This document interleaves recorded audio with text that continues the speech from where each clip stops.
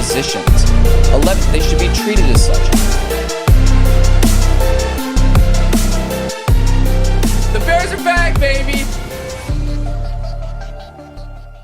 Welcome back to i75Live. We are now on episode 42. 42. This is also our NFC West Breakdown week. Yep. The start of our NFC or NFL division breakdowns throughout the next 8 weeks. We've mentioned this the past couple weeks. This week is the first week of that, and the first division we are going over is the NFC West. We will get into that later. To kick off today's episode, though, kind of a little theme that we've been doing for a little bit now because golf is popular. There's a lot of tournaments, a lot of cool storylines. So they do really, I didn't necessarily know before I got into golf that golf had a season where it's like all of these majors happen within like 4 or 5 months of each other. Yep. I didn't realize that. Yep. And it's cool. Yep. So as I'm sure most of you know, the U.S. Open. The U.S. Open at Oakmont this weekend at Oakmont. I'm sure you've seen some of the videos of the rough, of how fast the greens are rolling. Yep. It's going to be, I think, a really, really insanely hard course, and the best of the best are going to rise. And if you're not on your game, you're not going to do good at this course. Yep. I think Chris, I don't know if you saw this, but Rory McIlroy and Bryson DeChambeau will be paired together for the U.S. Thursday, Open. Yeah. Yes, which I think is that just is going to be hilarious. awesome. They knew exactly what they were doing with that. It's funny, too, you talk about the whole season of the majors because it used to be before the FedEx Cup, because there was a time when there was no FedEx Cup. The season was over. Like the last couple of months, it wasn't until the FedEx Cup that players kept playing. Because a lot of players would only play like an event leading up to a major, then they play the major. They'd play maybe 10 events a year. And now with the FedEx Cup, it's actually... That's the tournament that me, Vanny, and Dad have gone to because you accumulate points. It's like the playoffs they did what NASCAR's done and all these other sports. You accumulate points, and then it leads to the FedEx Cup, which is $10 million. You're the winner of the whole season or whatever. Okay. Well, only the top 30 golfers get invited to that. Oh, so that one's more exclusive. So depending on how many points it's the most you have, exclusive. Yes, the top 30 golfers go. Same way, like the cut is the same, but I would assume less players make the cut then, right? Or is there an instance where all 30 can make the cut? I actually think there is no... I want to say that there's no cut. Everyone gets a paycheck on that tournament because you were the top 30. Interesting. So, but with that, they don't need to cut because there's only, there's only 30 golfers. Yeah, that's why I had the question. But more on the U.S. Open, my question for you guys is, is this Scottie Scheffler's to lose with how well he's playing? Like, are we kind of due for his second major this year? I wouldn't say it's his to lose. I would definitely say he's in a very good spot to win because of how accurate and precise you're going to have to be on this course. And he's very, very good with his wedges and his irons. Yep. So that plays into his strength. I wouldn't say it's his to lose because there are a lot of good golfers that I think could come out of this, like we see every week. Yeah, not many of the top golfers have been playing very well. This is also like Scheffler, Justin Thomas, even Morikawa. They've not been up at the top recently, and that's why we've seen Scottie just kind of rail off all these wins because he feels like he's the only one playing to what his standard is. It's going to be very interesting with this course, with how hard it is, with certain players being able to, make shots with their irons, with their wedges. If I was a betting man, I would say because of how good Scottie is with his irons and his wedges and how precise you're going to have to be on these greens and fairways and not landing it in this rough.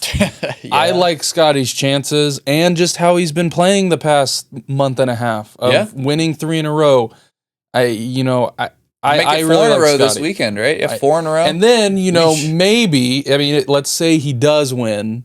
Then now we're talking about... Is that what they call the British Open? Him winning the Grand Slam where he needed 3 majors to complete it, and he did it all in 1 year. And what's interesting about that is that if you go back in history and look at all golfers' careers, usually their wins are all compacted into a couple of years where they play really, really. It is rare, like for Rory to have won 10 years later.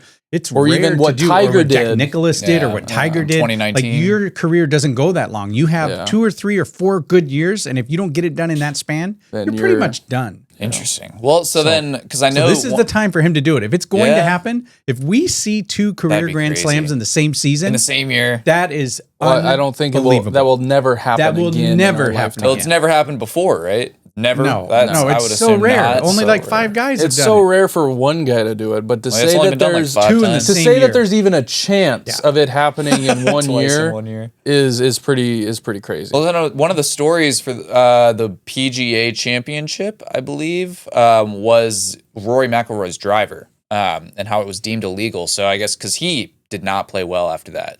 Are we expecting kind of more of the same for this tournament, or do you look?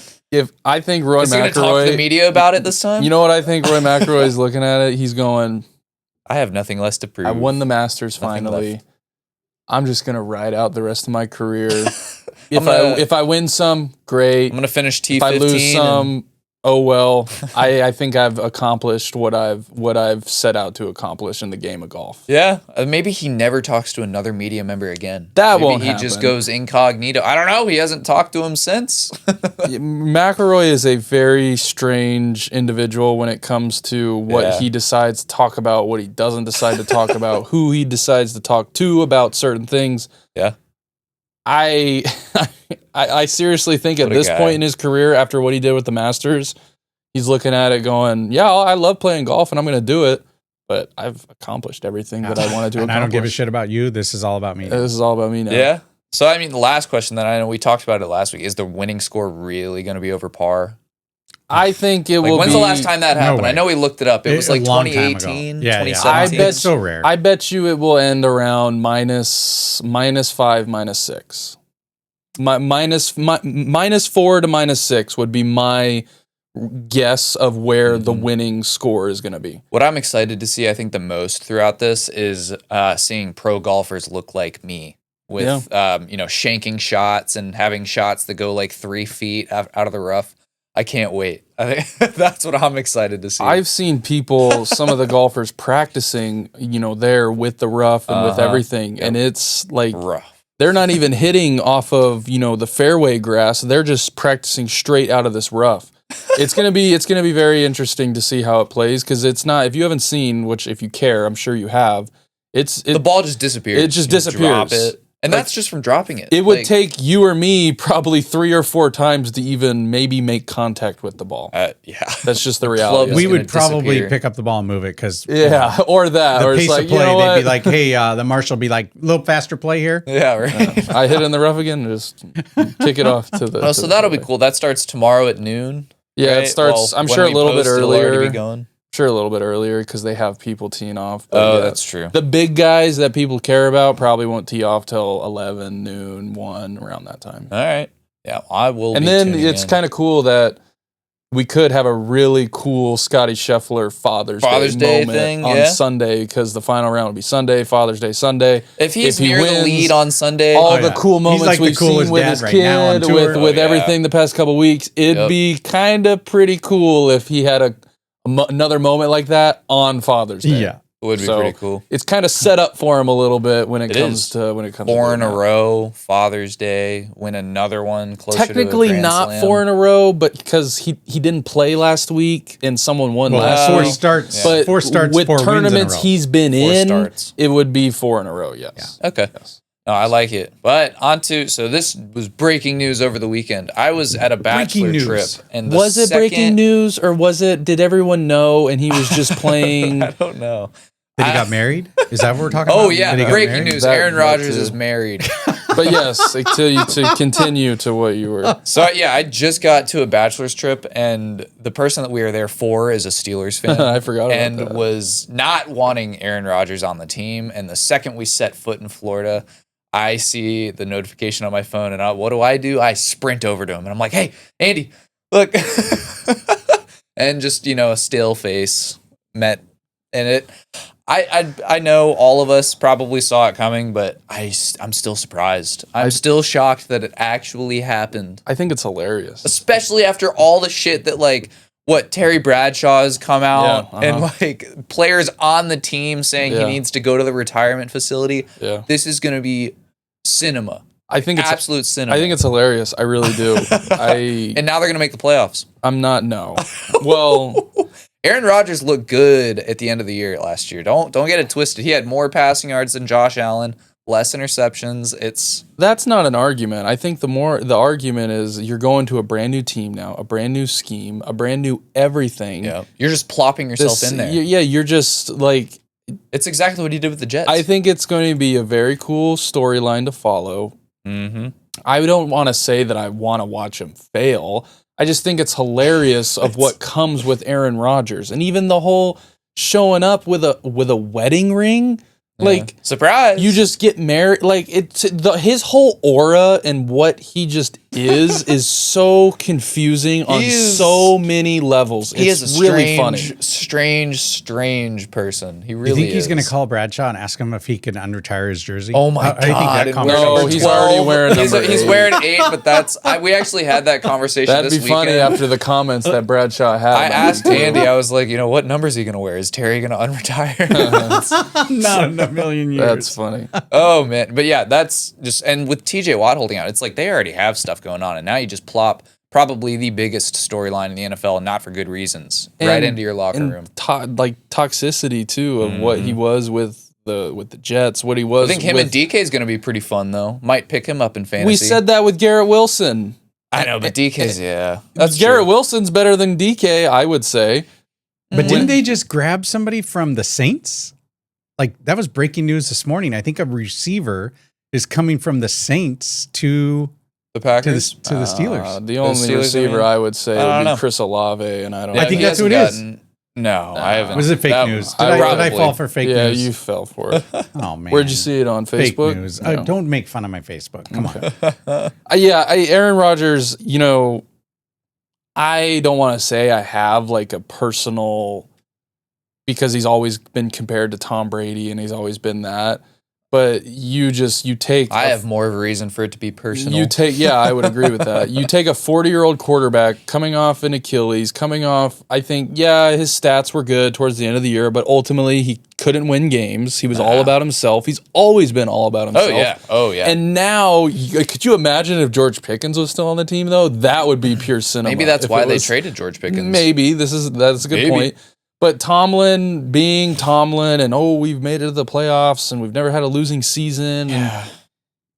It's going to be a lot of fun to watch. This is the year it either crashes and burns, just like the Cowboys last year, or it's going to be wildly fun to watch. Are they finally not going to make the playoffs? Or I want to know, though, how our fans that are out there that are Steelers fans, I hope that they leave some comments. I want to know what they really think about this. I seriously don't think they like it at all. How could you? I think this is good for Will Howard. This is the one positive I'll take from it. I think this is very good for the development of Will Howard. Yeah, because you're not rushing him into starting. If Mason Rudolph is perfect. You have a guy that's going to be starting for the year if he's healthy. And if he's not healthy, you have Mason Rudolph as well. Did you see the bonuses laid out in his contract? Yeah, I did. Though, they think he's going to do playtime. Like, I don't think they think he's going to play. Well, it's not just that. I mean, there's incentives going all the way to the Super Bowl. I mean, he gets an incentive if they win the division, if they make the wild card round, if they advance. Every NFL player, 9 times out of 10, all of the 1-year deals. It's a lot, though. There's a lot of millions on the table. For the 1-year deals, especially for those veterans, are like that. Like, I guarantee you that DeAndre Hopkins' deal with the Ravens is set up very similar. Same with Cooper Kupp, probably. Yes. Although it's that's a 3-year deal. It's just stuff that no one really sees until the last game of the season. It's like, so-and-so needs... week 18 where they're doing the incentive watches. We're like, this person needs 3 catches for $500,000. That's the only time that everyone kind of cares about it. And then Jerry Jones is the only guy that doesn't, play his guys when they're eligible for that. That's also fun to watch, is watching him. It was Cooper Rush had to play like 45% or 50% and he took him out a snap before. And he took him out. 1 snap before. Yeah. Unbelievable. 1 snap. And you can't tell me that wasn't planned. He was sitting there watching. And then Jerry's like, I didn't know. Come on, Jerry. Everybody knew. Yeah, and I think the even better part is that the teams can decide whether or not to just give it to them anyways. I guarantee you the Cowboys don't. Yeah, that's true too. I've seen same with the Bengals. Yeah. Well, again, we're going to go into a popular, or not subject, but popular topic that we've been doing. Yeah. Chris's fourth and long. Need segment. the jingle. Hope you have something good this week. We do not. Yes, we need to. But yes, Chris's long. You can play the NFL music. I like the NFL music. What do you got this week for us for Chris's fourth and long? This is the third edition? Or the this fourth is third edition? Or fourth edition? I don't know. I guess you guys are liking this, but this is a lot of fun. It's fun putting these questions together. So here's the first one here for fourth and long. Is Brian Snitker, okay, think about this for a minute. The Braves skipper, is this his last season? Does he know something the rest of us don't know? Is that why he's not flipping out after all these losses? We cannot figure out a way to win. Is this his last year? Is he done? Or does he just think it's not that good this year? He's just there. Are we punting or are we going for it? So the Braves historically, and this is the problem that I don't really fire guys for a while. Well, that, and they also never hire anyone that's outside of the organization. Oh. And to me, that is a recipe for kind of like how the Steelers are, to where they've always just kind of stayed. Yes, we won the World Series, but that, has kind of shown that it was maybe a little bit of an anomaly. Lightning in a bottle. That too, with all the injuries we had that year and who we signed and, how that whole thing played out. To me, it could be. I definitely, if this year continues to go down, how old he is, how long he's been there, I definitely think there's a possibility. But even if we do, we're just going to hire someone within the organization, and we're not. It's going to be the same thing instead of going outside of it, trying to find the best guy for it. Yeah. So, I mean, I guess you could say go for it, because I think there's a possibility that he gets fired at the end of the year if the season continues the route that it's taking. Yeah. I don't think it will solve anything, though, realistically. I think it really comes down to the players, and the players playing to what they should be playing like, over the manager who, if we do fire him, great, we're just going to hire someone else who's been in the organization for 30, 40 years. Yeah, and I've never really understood, especially with teams that do that, why you, one, hold on to managers, but why you don't gut the entire staff. Because, like, realistically, at least in my head, how much influence does a manager really have? I look way more at the strength and conditioning coaches, the pitching coaches, and the hitting coaches, which are obviously hired by the manager. So yeah, but a lot of the time, at least with the White Sox, what I've seen is they hold on to those staff members and they just fire the head guy, which is like, you're not changing anything. I don't get it. And so if that's the route that they go, I am very worried for the Braves, but I'm going for it. I do think that Snitker is just kind of like, I mean, this is probably the second or third year in a row that this has happened, like injuries and people not playing to their standard. And it's, like, what else can he do? Well, and I like, to your point too, I was talking to Jake about it, to where it's like the manager really only decides on, some pitch hitters, the lineup, the pitchers, of when to, pull guys, when to put guys in. And even that, he's getting influence from his staff for that stuff. Yeah, so that is important. Yeah. Yes, staff is more I do important. agree, though, like the hitting coach, even like Ron Washington being on third base, and now he's the manager for the Angels. Mm-hmm. I think we really, really miss that presence that we have of him on third base, but in everything he did within the team, for preparation, for all he did. You think they'll bring him back to be the new head coach? I mean, maybe. I don't know. I just don't think. But even that, though, it's like we're bringing back someone who was in the organization instead of going out and trying to find someone. So I don't know. I've always been an advocate for, if you do want a head coach, field all your options. Don't just look within, and look for the comfortable option of someone who's been here, someone who knows our culture, someone who knows this, and he's going to just seamlessly fit in. Like, no, go out. If you truly want to win and be competitive as you can, go out and find the coach that is going to have the best ability or chance, as much as a manager can in baseball, to give you that. So that's my opinion. Okay, here we go. Next one. So 2 big movies are in the box office this weekend. One that's been there for a couple of weeks. Mission Impossible's been there, but How to Train Your Dragon is coming out this weekend. You're standing at the ticket counter.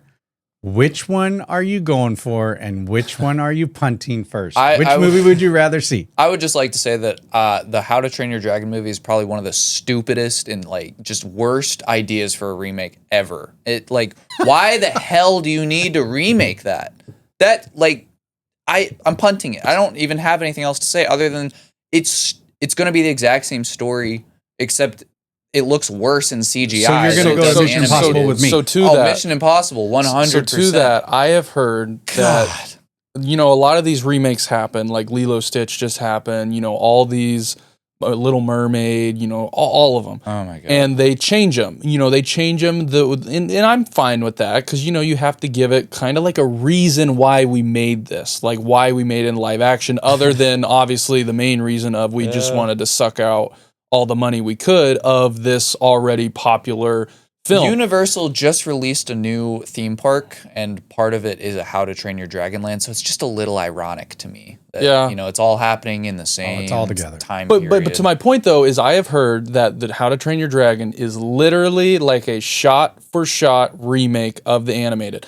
But my question to you is, with the remakes of, you know, turning into live action, would you rather it be a shot for shot to the animated version, or would you rather it be changed and then all of a sudden you're looking at it going, why the hell did they change that? Why did they change that? Why didn't they just leave it the same like they kind of did with Lilo Stitch? Which one, if they're going to make them, which one would you rather have? Oh, I'd much rather it be a shot for shot, but don't use shit CGI that's going to look worse than the animated version, which is what I honestly think it's going to look like. It's just going to, like, Toothless is going to look stupid.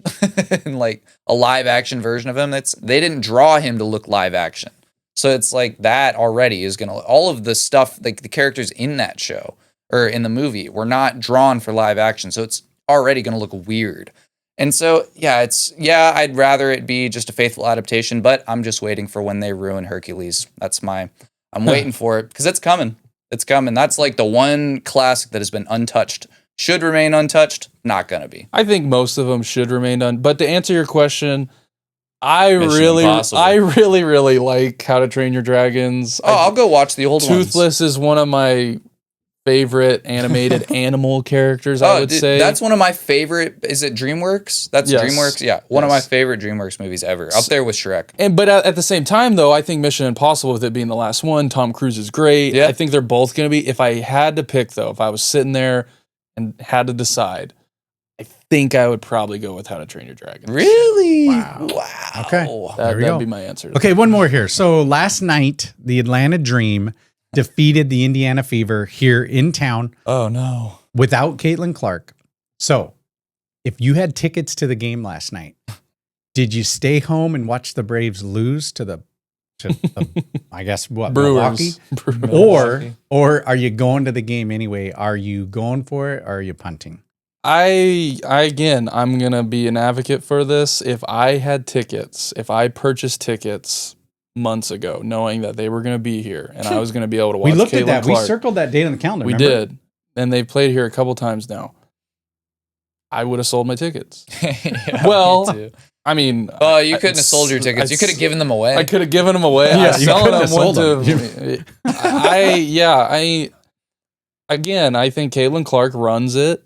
Wherever she goes, she brings the fans, she brings the attention, and when she's not there, we've seen it. I'm going to punt whenever Caitlin Clark is not involved. I agree. I can set it better myself. I'm punting whenever she's not involved, and I don't care who you're playing. Get her in the playoffs, give her awards, get her in the finals. You need it. She's the catalyst. You also need another great player. They need a Beckers and Caitlin Clark rivalry. They need to stop shoving Angel Reese down our throat because that shit's not happening. I mean, ever. Paige Beckers is the guy that I'm referring to the person that the guy wrote a narrative over on our last episode talking about how Beckers was, the popular one before. Yeah. That's what we need to see. And it can happen. But that's sports Angel though. Reese. Like that's in everything. Like all those little mini rivalries. I think the more you build that and the more you create that rivalry. Push all of them. Mm-hmm. Like I'm even fine with the Angel Reese one because it's fun. It gets people talking about By the way, it. They're Gets still social on that media streak, stuff. right? That's that betting streak for her. I think it's still going. What is that, like 8 or 9 in a row? Like 7. How much money have they made? I don't know. I'd have to really look at the account. Funny. I think I'm punting whenever she's not involved, but I'm there if she is involved because she creates.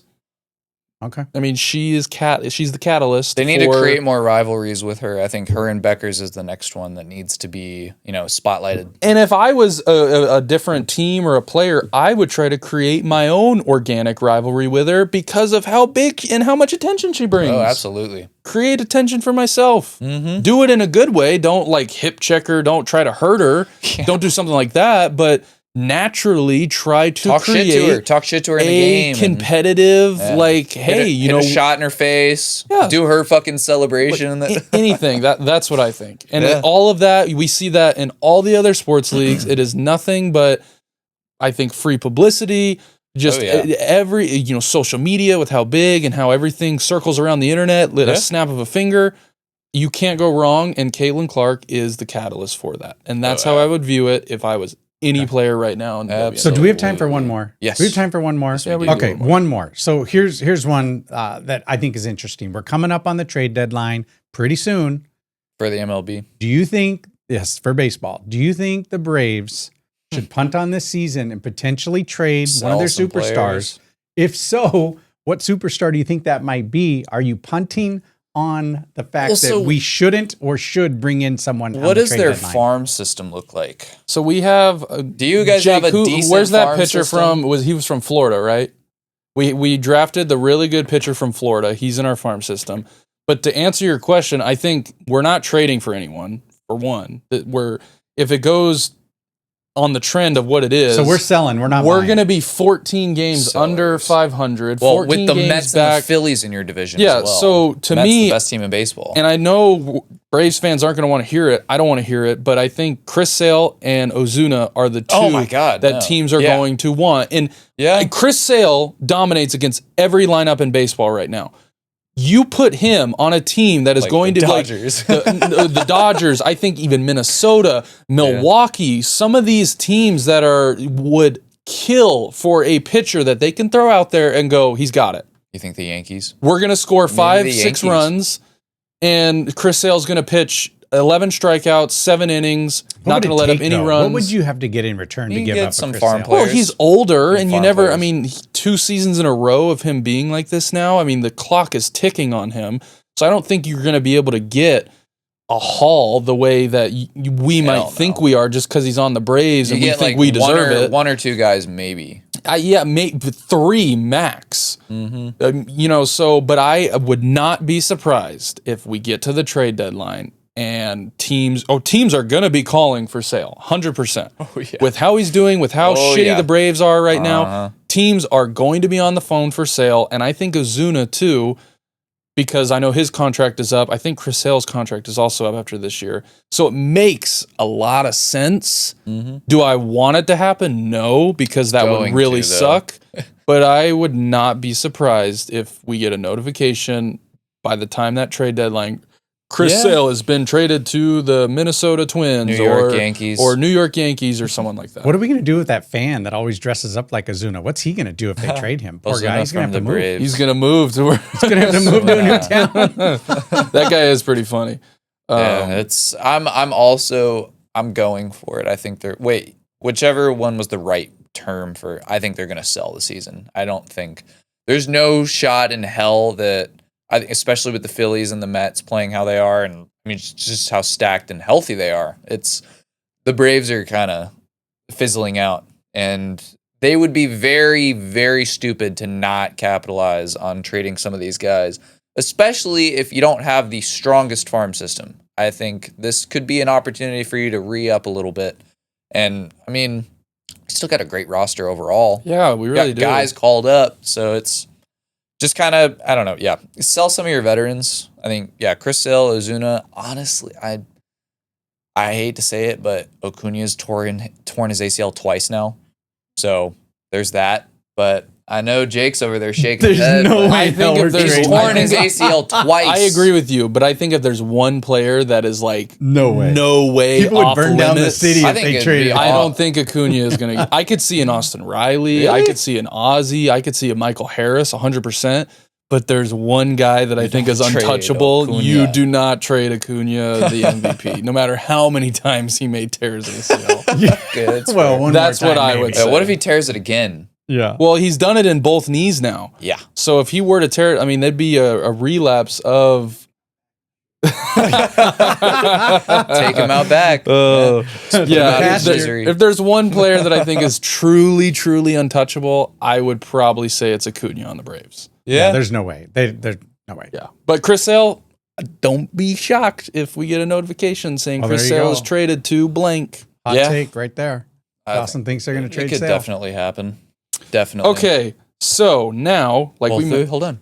Thank you, Chris. I'll let you do that. Thank you, Chris. Thank you. Fourth and long. All right. And also, let's talk some NFL. Let's do some NFC. Before even that, leave a like on the video, drop some comments. I think we work very hard to give you guys a product and a show every single week, damn near. So yeah, follow the social media pages and subscribe to the channel. We love and appreciate all of the support. But yes, on to now the NFC West breakdown, because this will be the first of the 8 divisions that we talk about. Yes, the NFC West breakdown. We are going to start off with, I think, the team that I would say everyone loves to just automatically put them in the Super Bowl. No, they're going to be really playoff talk. The 49ers. I called my shot last year, and I think with the Cowboys, similar for the 49ers. 49ers are sitting at 10.5 wins on the season, which I think is pretty high for the season they had last year. They have this is only based on, obviously how good the teams were last year, but they have the easiest strength of schedule in the league. But honestly, looking at it, there's some tough games from teams that improved. And their division is also nothing to slouch about as well. They're all around the same level in that division, with the Rams obviously being like the clear best team, I think. But other than that, I think all of those teams are really even. I think, especially after the moves they made this offseason. Yeah, and to quickly go down the list, they obviously extended Brock Purdy, George Kittle, and Fred Warner. That's a lot of money tied up into 3 guys. I think George Kittle is top 2 tight end in the league. Probably the best. Probably honestly. One of the best when it comes to pure tight end. Yeah, he is pretty funny. Fred Warner, best linebacker in the league. I would say I'd put him up there. And then Brock Purdy. I don't really know. Borderline top 10? Maybe top 10? Don't really know. I know there's top a lot 15. of Brock Purdy slander and haters out there. I think he's a good game manager. He's not going to be a Josh Allen or Lamar Jackson with the X factors that they have. Nope. But he's a game manager. And we've seen that over the past couple of years. The big guy who I think not a lot of people are talking about the effect of what they're going to see is the departure of Deebo Samuel. Oh yeah. And I know Ayuk is recovering from an ACL tear as well. But Deebo Samuel though, regardless if what you think about him, Army knife. He was the guy though. Even you had to worry about him. Oh yeah. When you were playing the 49ers, you had to game plan around him. Motions and And now you kind of don't have that. Nope. And I know they can maybe come out and find a new guy to play that Deebo role. Maybe McCaffrey plays more because he is a receiving back. But even that though, you want to put extra stress on him after some of the injuries he's had the past couple years. Yeah, that's true. So to me, I would say Deebo Samuel, we're going to see not a production, because yes, there is a production level to where you're going to have to make up for all of his yards somewhere and all of his catches, but just the pure threat that Deebo had when he was on the field is, I think, what we're going to see the biggest, downside or this offense's, ability to move the ball the way they have been the past couple of years. So that's what I would say my biggest take is for the 49ers. They still have enough on offense, but they've had a lot of turnover on the offensive line. They lost a guard, they lost a tackle. I think their center is new, and so Trent Williams is still there, getting older, but Pooney, their right guard, those are the only 2 that I think are staying from last year. So it's really new. And then obviously, Ayuk is recovering from an ACL injury. McCaffrey hasn't been healthy. Ricky Parasol's injured. I like Juwan Jennings a lot. Yeah, I think. But even Kittle's him though, good. I think he was successful because of all the attention that the other guys on their offense got. He was the only healthy guy for a while too. Yeah. So he's good. But I'm not going to say he's a clear-cut You're wide going receiver into one. this going, yeah, we got... He's your wide receiver one going into the year. Jawan Jennings is... To me, that's not... No. They had a shit ton of turnover on the defensive line. They cut... And the secondary. Oh, and the secondary. Yeah, they lost Hufanga. They lost Dre Greenlaw. And then, what's it called? Javon Hargrave, who they signed to a huge deal like 3 years ago, cut. Malik Collins, another defensive tackle, cut. Linebacker, edge rusher, Leonard Floyd, cut. They did try... So, I see the vision. They're trying to get younger. And, I mean, they do have a lot of age in some important positions. So, yeah, they drafted the Georgia defensive end, Michael Williams. They drafted, I think, this guy's from Texas, Alfred Collins, and then another linebacker, Nick Martin. So, and then they traded Debo. So, the 49ers are going to look really different. But I don't think it's a good thing. I honestly don't have them making the playoffs. I think 10.5 wins is way too much for them. Realistically, I think like 7 or 8, maybe. Yeah, I think 10.5 is too much. I do think they could maybe... I don't think they're going to win the division. No. I do think they could squeak in to get a wild card because historically, this division is known for getting at least 2 teams in the playoffs. Well, and their strength of schedule is, like we said, I mean, obviously, it's going off of how good the team was last year or the teams they play. But looking at it, I mean, I have the link. You look at it, it's easier. It's definitely there, but... Yeah, the 49ers, it's going to be interesting in a very competitive division. Next team, though, I want to talk about Seahawks. This team changed. This team changed a lot. Completely. I didn't, they fired some guys where it was like, dang, they were only there for 1 year and it wasn't a terrible season. You're already... I like the Cooper Kupp signing. If he stays healthy, it seems like we're always saying, that every year with Cooper Kupp. After his Triple Crown year, it's always, well, if he stays healthy, he can do this. And I said it last year. If he stays healthy, he's going to be this. Yeah. I also really liked the Sam Darnold. I do. I know people are going to maybe say that's crazy, but it's not. I mean, it's a really hard thing to be consistently good as a quarterback in the NFL. Yeah. And yes, everyone has recency bias of what they did when they made it to the playoffs, but I still take in consideration what he was able to do in the regular season to win. They won 14 games last year? That's 14, but they did have the coach of the year with them. This is true. Kevin O'Connell, probably a top 3 play caller in the league. So, you had obviously your defense too. I mean, Brian Flores, another top 3 defensive play caller too. So I can't say that Sam Darnold is going to be good with Seattle because, one, they just hired a new offensive coordinator, Clint Kubiak, who hasn't been an offensive coordinator recently. He's been like a passing games guy, and he's had a few years of being an offensive coordinator, along the lines. But, they're going to look really different, like you said. I think Cooper Kupp is a good signing for them if he's healthy, but I think the most important part is Jackson Smith-Njigba, who I think is going to eat in this offense if Darnold plays good. Yeah.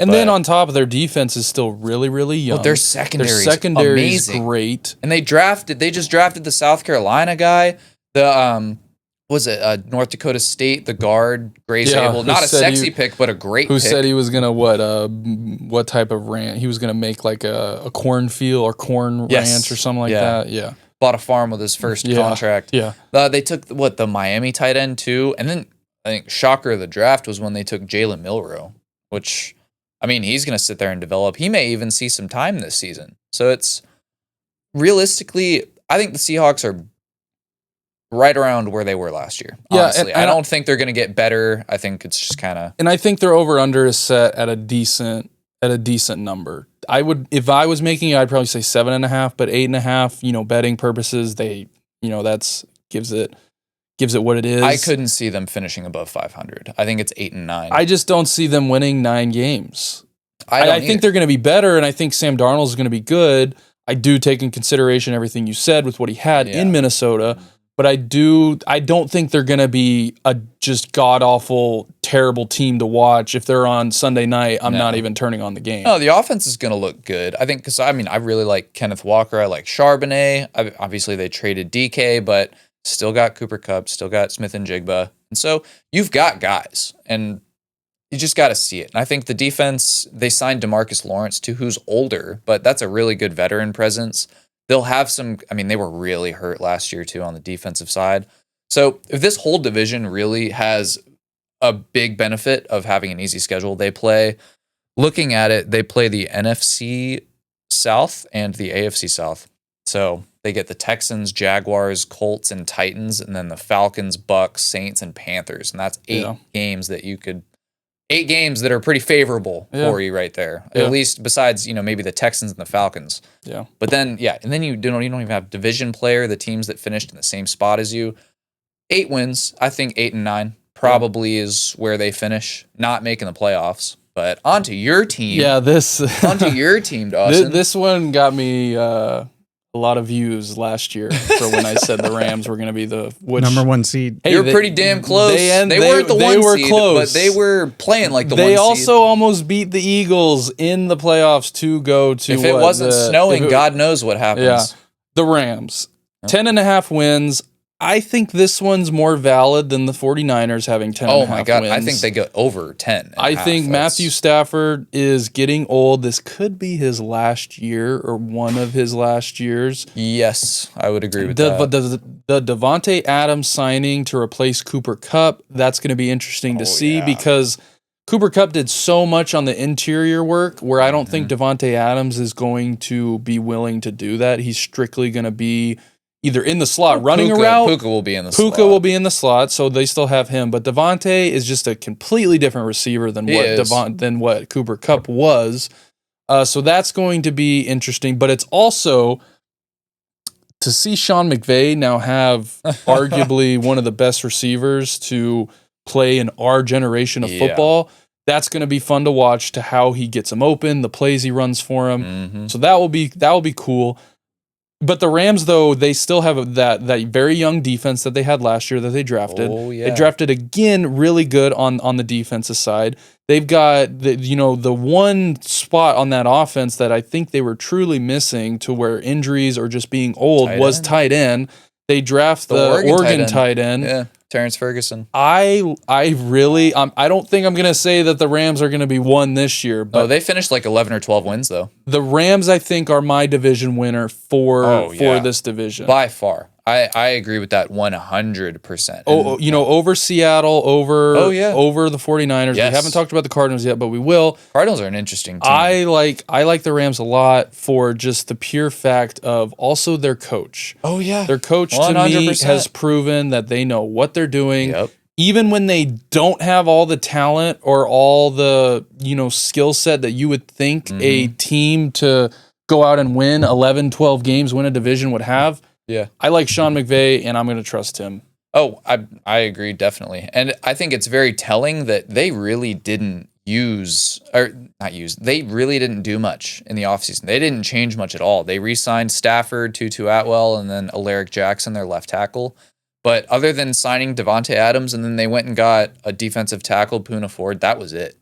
Like, they really didn't do much else. And they had, I think, 17 undrafted free agents to fill out their roster after the draft because they didn't have a first-round pick again. But this division is the Rams to lose. It really is. I think I'm looking at the O-line. I mean, their skills position players, now that they have Terrence Ferguson as well. If Stafford's healthy, this is one of the best teams in the league. I could also see Jameer Alexander from the Packers, who just got released. Oh, Jair Alexander. Oh, yes. And I could also see Jalen Ramsey coming back to this team. Mm-hmm. So there are two and they already have a decent secondary. Yeah. So it's really there are two players out there who I think that could elevate that defense even more and just be a role player for an already old veteran team. Yeah. So I like those two guys maybe being on the radar of. I know we've mentioned maybe the Ravens, maybe the Rams make a lot of sense for those two guys. Oh, they do, and I think Jalen Ramsey and Jair Alexander would be dumb not to consider them. Thinking about everything they've done. I would, especially if you're trying to just win and you wanted to win a championship, win a division, win whatever. Yeah, I'd be looking at the Rams. Realistically, the least amount of games that the Rams win is 10. I think I think they're going to be up like 11, 12, 13 wins. If they're healthy. Obviously, all of this depends on staying healthy, but this is one of the best rosters in the league, I think. The last team, the Call of Duty players themselves, the Arizona Cardinals. This team is interesting. You were not giving the team much credit before we started filming, but this interesting team. The Cardinals go into the fact of they have the quarterback they pay the money to. Yeah. They have a good running back. They have a young defense. And then it's like, well, you beat the Rams and then you go lose to it's the same story. A terrible team. It's the same story every year. It seems like it's just always a bunch of excuses. Yeah. I think Marvin Harrison is really going to have to show that he bulked up this offseason too. And I think he will. I think he's a great receiver. I think, a year under the system, a year with Kyler Murray, it will be better. Yeah. I think McBride is a really, really, really good tight end for that team. They've got a decent how many catches and yards did he have without having a touchdown last year? Like damn near 100. So I think McBride, 1,300 yards. McBride could be a really, really good fantasy tight end just for that, to where the touchdowns, it always kind of swings to where if they don't have a lot, they do. If they do have a lot, it kind of slows down. So I think McBride, fantasy purposes, will be an awesome target. But the Cardinals, to me, again, they had a good draft. They had, they were able to kind of get Will Johnson late in the draft. And their focus this offseason was defense. Complete. Like, they revamped the defense. And I think getting Will Johnson in the second was great for them. Considering they also took the Ole Miss D-tackle, Walter Nolan, who I thought was a dog. But their first 4 or 5 picks were all defense. And then they signed Josh Sweat from the Eagles. They brought Calais Campbell back as a veteran presence. Dalvin Tomlinson, another veteran presence. So I think what they were missing last year is a lot of that veteran, honestly, what they went and got. Yeah. And so the O-line's decent. I like Budda Baker a ton. Yeah, he's still back there in the secondary. So I think outside of Will Johnson, though, I think your corners are very, very questionable. So I don't see them being obviously the best team in that division, not even close. I think the Rams. But I think they could be fighting for that second or third spot. Up there with the Seahawks and the Niners. I don't see them being worse than the Seahawks or the Niners. I think, like I said, they're all around the same level, and then the Rams are up here. Yeah, I think 8.5 wins for the Cardinals. The league seems to think so as well. It's going to come down to whoever wins those close division games. And they always are close in that division. But they also are never able to kind of close it out. No, they've just never been able to win those close games to where, hey, you have the ball. With 3 minutes left, you have to go down and either tie it or score, and they just don't do it, and they lose the game. Yep. So to me, it falls under the same category as my team is you gotta kind of show it now. Like, you have the receiver, you have the good tight end, you have the quarterback you're paying all this money to. As well. So cool, let's do it now. Yep. And you have a good division. You're gonna have to put together some wins against these good teams. I want to see it. And if I do see it, the Cardinals on paper, like you just said, are very good, and they have the pieces for it. Got to see it. Yeah, that's what I always go back to. Yeah, and we haven't. So I guess final NFC West questions. Obviously, I think we're all decided who wins the division. I think we're all I'm gonna go with the Rams for now. Everything is subject to change just because injuries and who all that goes into it. I still like the Rams though. I would say, the Rams. And Chris, I got the Rams. Rams. I think it's an easy pick for this division. It will be much harder for the other divisions that we talk about moving forward. But the Rams, I think. But how many teams make the playoffs? I am really on the cusp of saying it's just one team from this division. I could definitely see with kind of the coin flip that the 49ers are, the Cardinals are. Just how good the NFC has gotten around elsewhere. That I can see 2 getting in from this division. Because like I said, historically, there's kind of always been 2 with the 49ers and the Rams. And, if the Cardinals squeak in there because they have a good year. So I could see 2 getting in. I know the Rams are making it. Yeah. I mean, obviously, whoever wins that they're going to make it. But if the Cardinals have a good year, I could see them. The 49ers, because the 49ers are going to be, the typical 49ers that I think we're used to seeing. Easiest schedule in the league, too. That, helps too. A ton. So I would not be surprised if there was 2, but I also would not be surprised if it was just the division winner because of how you said how the NFC has just gotten very competitive. The NFC has gotten a lot better. I think the NFC East has 2 or 3 teams, so that alone, and I think the NFC North has 2 or 3 teams, and that already leaves you 2 spots. So Yeah, it's going to be so much fun. And the NFC West is an interesting division. They are always competitive, and realistically, the winner of that division is always a coin flip. Like it always feels like it comes down to the last game of the season. Always. And so final division standings, I think we're all in agreement. The Rams at 1. Rams at 1. I'm going to say, gosh, I'll flip a coin. I'll say the Cardinals are 2, 49ers 3. But they're all going to have 7 or 8 wins, I think. Yeah. And maybe one has 6. And it could flip on a dime depending on who beats who in some of these head-to-head games. I'll give you a hot take. I think the Niners are the worst team in that division. I think they finish last. I think Shanahan gets fired at the end of this year. I think it's got to be one or the other. They just paid Purdy, so they've got it. If you're committing to him, you can't say that he's now at fault. So bye-bye Shanahan. That's true. I think this is exactly what happened to the Cowboys last year. I think 49ers are crumbling. They're going to be the worst team in that division. I think it goes... And that would be something. Rams, Cardinals, Seahawks, Niners. That's what I think it's going to finish as. That's funny, Dylan. That's exactly what I've got as well. I put the Cardinals at 2. I don't think they're going to make the playoffs at 2, but I have them at 2, and I have Seattle above them, and I think the 49ers will finish 4th in that division. Yeah. It'll be a lot of fun to watch. I can't wait. Those division games are always also a lot of fun to watch. Especially the Rams versus the 49ers, even the Cardinals versus the Rams is always all of them. All of them are great. All of them. Great. Well, that's going to wrap up our first division. What are we calling this? Our division breakdown. Our division breakdown of the NFC West. Next week, we're doing the AFC West next week? Are we going to do that? I have the list. Hold on. We can list it out. So, yes, next week is the AFC South. So, we will be talking about, we'll probably have AJ on the show. We've got Colts, Texans, Jaguars, and Titans.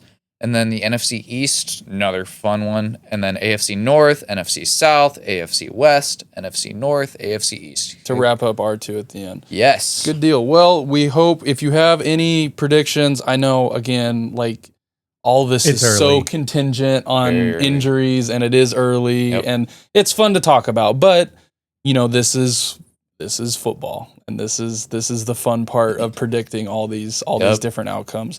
But thank you again for watching. Don't forget, leave a like, drop a comment. We read them all. We try to comment back or like your message. Yes. If we want to have a little discussion, we'll comment back. If we just think, hey, you're spot on, we'll give you a like. Yep. But yeah, let us know if there's anything interesting that we missed for some of these teams that, a lot of these mini camps are coming out, stories are coming out of players being able to perform. OTAs just started. Let us know. And yeah, we will see you guys next week. Sir, it's been real, guys.